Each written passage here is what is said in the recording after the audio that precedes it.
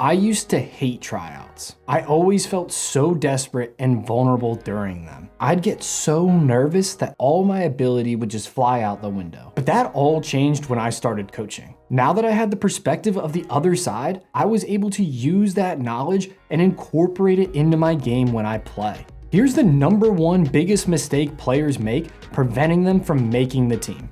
Welcome back to the channel, or just welcome if you're new. This video will be helpful for you no matter what level you're trying out for, whether that's your local school or club team, an academy team, or even a pro team. You will get value from this video. Now, before we go into that huge mistake, let's first talk about how to stand out at tryouts. I've been at tryouts or recruiting events that have hundreds of players competing, which is great, but I only have a couple of hours to evaluate all those players. It's impossible for us coaches to evaluate everyone in that short of time, so you have to grab our attention.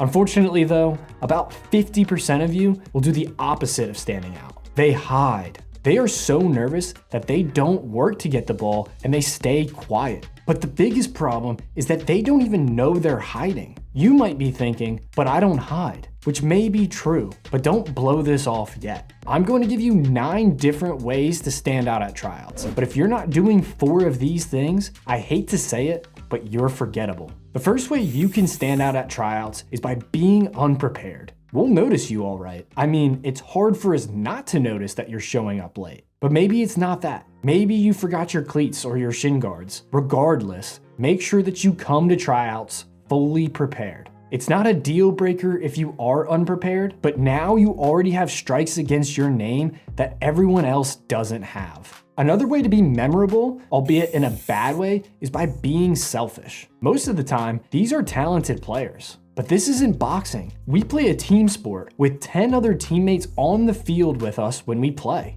So players that are selfish and try to do everything themselves are way less attractive to coaches, even if they're good players. I understand it's a tough line to walk though, because you do need to make an impact and show us what you can do. But if you never pass the ball and are trying to rip shots from 30 yards out every time you get the ball, you'll get scratched right off the list. And continuing on this trend, bad body language and negativity is the fastest way to get rejected. Good coaches try to build positive environments where players are pushed, encouraged, and motivated to improve as players and win as a team. Players who sulk, whine, or complain after players make mistakes destroy the good vibes. Think about it. We all know at least one player like this, and I bet you hate playing with them. Don't be that guy. It's not helpful to the team, and it definitely won't help you make the team in the first place. The last way you can stand out, but in a bad way, is by showing a lack of effort. Coaches love dogs, players who are always hustling and working for the team. But the thing is, it's not limited to one part of the game. Attacking players, this is for you. In the modern game, you have to get back and defend. Players who don't defend hardly exist anymore. You used to have players like Ronaldo, Messi, and Hazard, but they've either retired or are on their way out in a few years. Marcus Rashford is a great example for a younger player who should be at his prime. He used to be one of the best and brightest talents in the world, but his laziness and poor defensive work rate has ruined his potential, and now he's trying to rebuild his reputation desperately. This is the most common issue I see with young players. You have to be able to do both sides of the game. Everyone attacks and everyone defends. And if you can't handle it because you get tired, well, get fitter then, because I don't see this changing for a long time. Now, if you've gotten value from the video so far, please leave a like. It's a nice way to let me know that my videos are helpful. Thank you.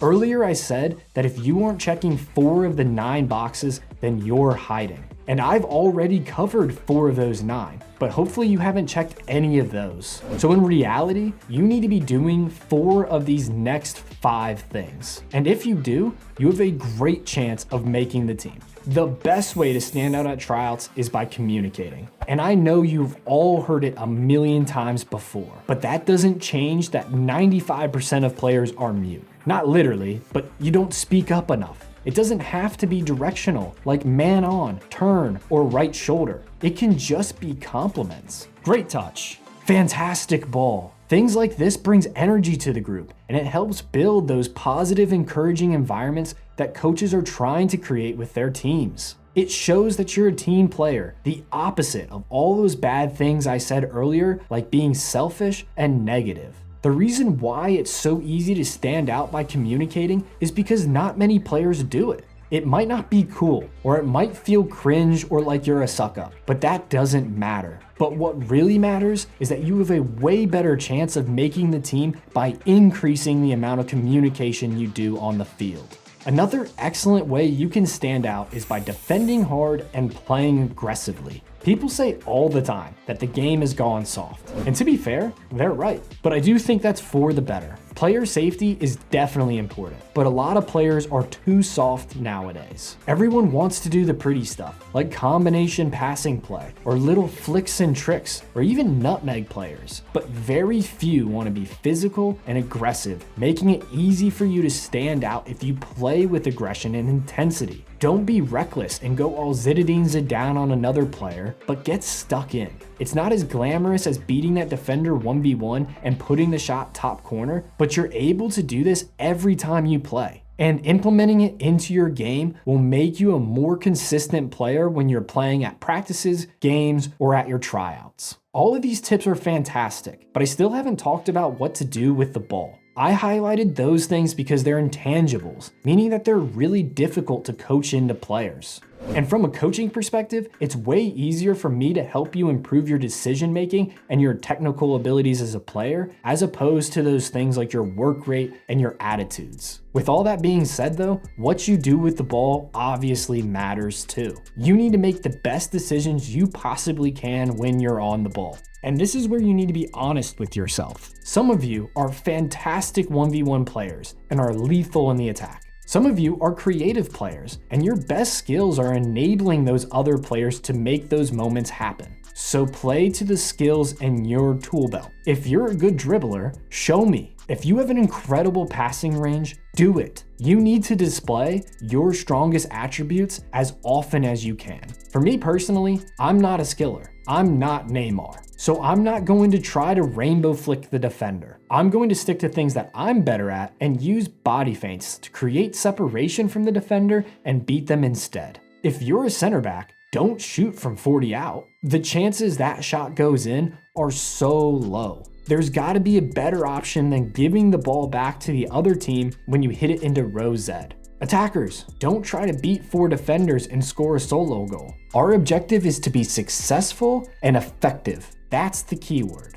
Do your job the best you possibly can. But in order to do this, you need to get on the ball. Too many players just let the game pass them by. The best players get on the ball and run the game. Have you ever complained that you only get the ball once or twice during that game or a half? I mean, how can you show your ability when you never get the ball? You can't. So demand the ball from others and make good runs, creating separation from defenders so that way you'll actually get the ball. Now, don't run all over the place and out of position, but if you don't demand the ball off other players, you'll be a passenger in the game and coaches won't even remember you.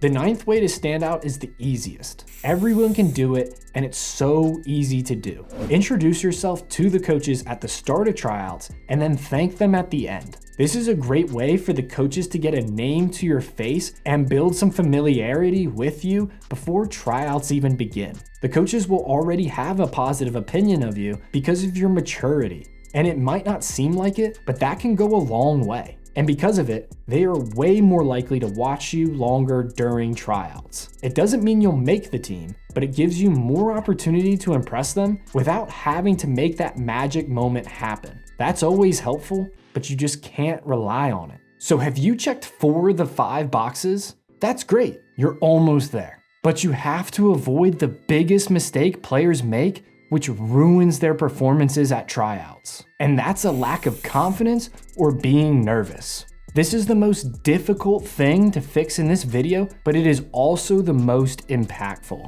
So what can we do to conquer our nerves? Here's 5 things you can do to help calm your nerves at tryouts. Firstly, go with friends. Having people you know at tryouts is a massive advantage. you feel far more comfortable with them, and this translates to you being more comfortable at tryouts. This helps relieves that pressure off your shoulders.